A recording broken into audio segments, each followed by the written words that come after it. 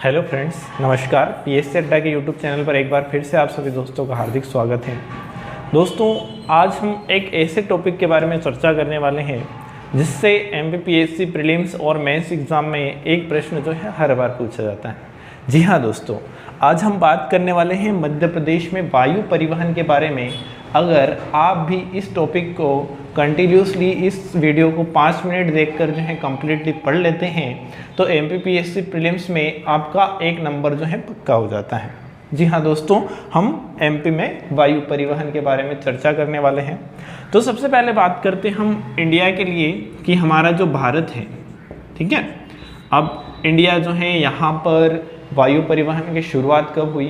तो सबसे पहले वर्ष 1911 में भारत में जो है वायु परिवहन की शुरुआत हुई थी और सबसे पहले जो है एक डाक एयरबेस जो है उसके माध्यम से एक डाक पहुंचाने के लिए इलाहाबाद से लेकर जो वर्तमान में प्रयागराज के नाम से जाना जाता है, वहाँ से उसके पास में एक नैनी नामक जगह पड़ती है, वहाँ के बीच में एक मतलब हवाई जहाज उड़ाया गया था। तो ये इंडिया में जो है सबसे पहले क्या हो गया, वायु परिवहन की शुरुआत हो गई। अगर इन एमपी देखें यानी कि मध्य प्रदेश में देखें, ये हमारे मध्य प्रदेश का प्यारा मैप, और मध्य प्रदेश के बारे में अगर हम देखें कि मध्य प्रदेश में वायु परिवहन की शुरुआत कब हुई, तो मध्य प्रदेश में 25 अप्रैल 1948 को इसकी जो है घोषणा की गई और सबसे पहले 26 जुलाई 1948 को जो है मध्य प्रदेश में वायु परिवहन की जो है शुरुआत हुई। तो ये वाली डेट जो है आप लोगों को याद रखने की, कब शुरू हुई, तो 26 जुलाई 1948 को। कहाँ से कहाँ तक शुरू हुई?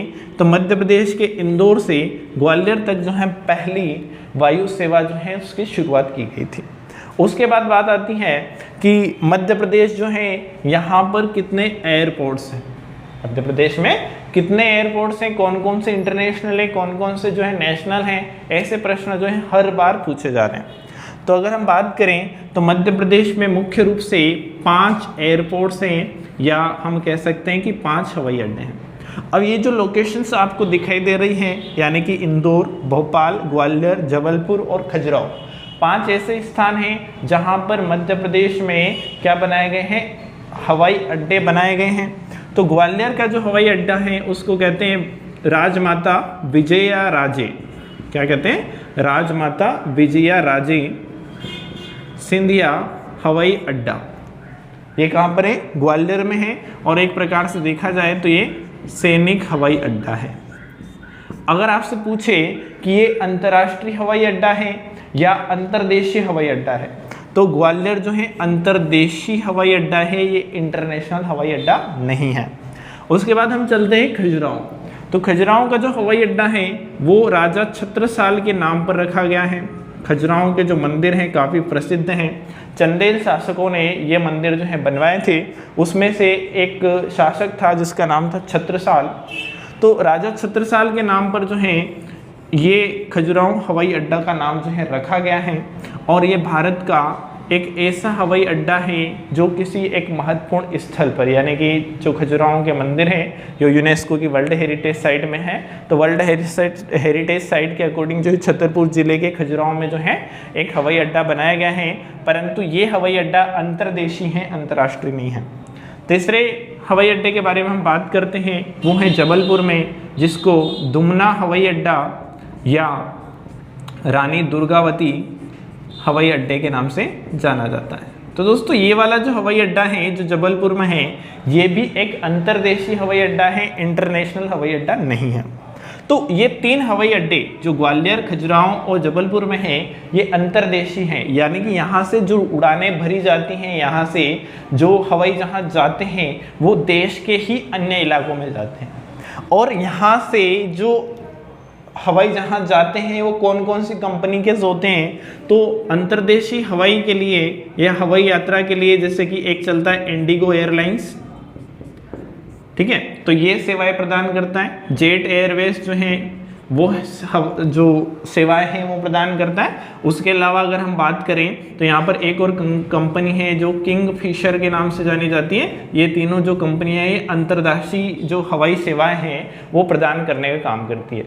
अगर प्राइवेट सेक्टर में किसी को हेलीकॉप्टर की आवश्यकता है तो उसको देने का काम कौन करता है? तो पवन हंस एक कंपनी है, ये हेलीकॉप्टर प्रदाता कंपनी है जो भारत के सभी एयरपोर्ट पर या पूरे भारत में जो है प्राइवेट जेट या प्राइवेट जो हेलीकॉप्टर्स होते हैं उनको अवेलेबल करवाते हैं। ये प्रश्न भी आपसे पूछे जाते हैं।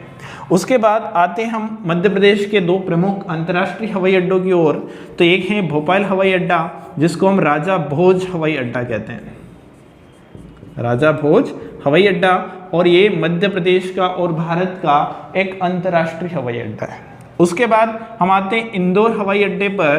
तो ये देवी अहिल्याबाई होलकर हवाई अड्डा है, और ये जो देवी अहिल्याबाई होलकर हवाई अड्डा है ये भी एक अंतर्राष्ट्रीय हवाई अड्डा है। तो इसमें मैं लिख देता हूँ इंटरनेशनल, और ये केवल जो है कैसे है इंडिया के अंदर अंतर्देशीय हवाई अड्डे हैं। ठीक है, तो ये चीज़ें हमें समझ में आ गई। अब ये जितने भी हवाई अड्डे हैं मध्य प्रदेश के, इसके अलावा देश के टोटल 216 लगभग 216 हवाई अड्डे हैं। तो इन सब का मेंटेनेंस करने का काम कौन करता है? तो इन सब का मेंटेनेंस करने के लिए एक कंपनी बनाई गई जिसको कहते हैं AAI या एयरपोर्ट अथॉरिटी ऑफ इंडिया। इसकी स्थापना की गई थी 15 अप्रैल 1995, और जितने भी एयरपोर्ट्स हैं इंडिया में उन सभी का क्या करता है कि जो भारतीय विमानपत्तन प्राधिकरण जो है वो क्या करता है, सबको जो है मेंटेन करता है, यहाँ पर मेंटेनेंस बनाए रखने का काम करता है। तो ये बात भी आप लोगों को याद रखनी है। तो यहाँ से भी प्रश्न जो है पूछे जा सकते हैं। उसके बाद मध्य प्रदेश में 33 अलग अलग स्थलों पर जो है 33 हवाई पट्टियाँ हैं। अब हवाई पट्टियाँ क्यों बनाई जाती हैं? तो इमरजेंसी में जो है या तो हेलीकॉप्टर या फिर जो है हवाई जहाज को लैंड करवाने के लिए अलग अलग क्षेत्रों में जो है हवाई पट्टियां बनाई गई हैं। तो मध्य प्रदेश में टोटल 23 हवाई पट्टियां हैं, जिसमें से 7 निजी क्षेत्र की हवाई पट्टियां हैं। जैसे कि एक होशंगाबाद में ओरिएंटल पेपर मिल का कारखाना है, तो उनकी अपनी एक जो है क्या है हवाई पट्टी है। नागदा में जो उज्जैन जिले के अंतर्गत आता है वहाँ पर एक ग्रेसिन केमिकल्स इंडस्ट्रीज हैं, तो उनकी अपनी एक हवाई पट्टी है।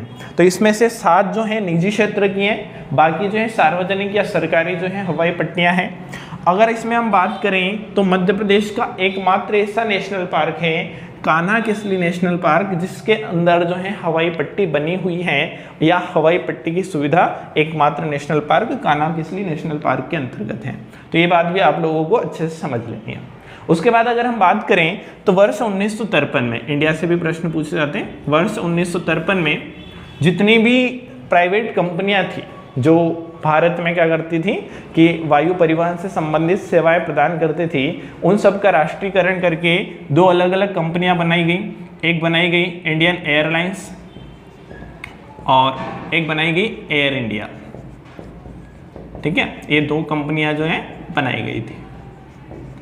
तो इंडियन एयरलाइंस और एयर इंडिया जो हैं ये दोनों भी क्या करती थी कि भारत में अंतर्राष्ट्रीय और राष्ट्रीय यानी कि अंतर्देशीय हवाई सेवाएं प्रदान करने का काम करती थी। तो इंडियन एयरलाइंस जो है अंतर्देशीय हवाई जो सेवाएं हैं वो प्रदान करती थी। एयर इंडिया की अगर हम बात करें तो एयर इंडिया अंतर्राष्ट्रीय हवाई सेवाएं जो है प्रदान करती थी। वर्ष 2007 में इन दोनों को क्या कर दिया गया, मर्ज कर दिया गया, यानी कि एक साथ मिला लिया गया और मर्ज करके इनको जो है एयर इंडिया के नाम से ही जाना गया। अब एयर इंडिया जो है अंतर्राष्ट्रीय सेवाएं प्रदान भी करती हैं और अंतर्देशीय सेवाएं भी प्रदान करती हैं। उसके बाद जो एयर इंडिया है उसको फिर से वर्ष 2022-23 में फिर से क्या कर दिया, टाटा ग्रुप्स को जो है बेच दिया है या उसका उसमें प्राइवेटाइजेशन जो है कर दिया गया है। तो ये जो जानकारी है ये आपके एग्ज़ाम के लिए काफ़ी महत्वपूर्ण है। अगर आपने इस वीडियो को अच्छे से देखा है बिना स्किप किए तो MPPSC में यहाँ से एक जो प्रश्न बनेगा वो आसानी से आप टिक कर देंगे और वो प्रश्न आपका सही हो जाएगा। दोस्तों अगर आपको वीडियो अच्छा लगा हो तो वीडियो को लाइक करें, अपने दोस्तों में शेयर करें और अभी तक आपने PSC अड्डा के यूट्यूब चैनल को सब्सक्राइब नहीं किया है तो जल्दी से सब्सक्राइब कर लें। साथ ही साथ आप MPPSC की कंप्लीट प्रिपरेशन अगर फ्री में करना चाहते हैं तो प्ले स्टोर से अभी PSC अड्डा ऐप को डाउनलोड करें ताकि MPPSC प्रीलिम्स, मेंस और इंटरव्यू के प्रिपरेशंस करने के लिए आपको अलग अलग स्थानों पर भटकना ना पड़े। धन्यवाद।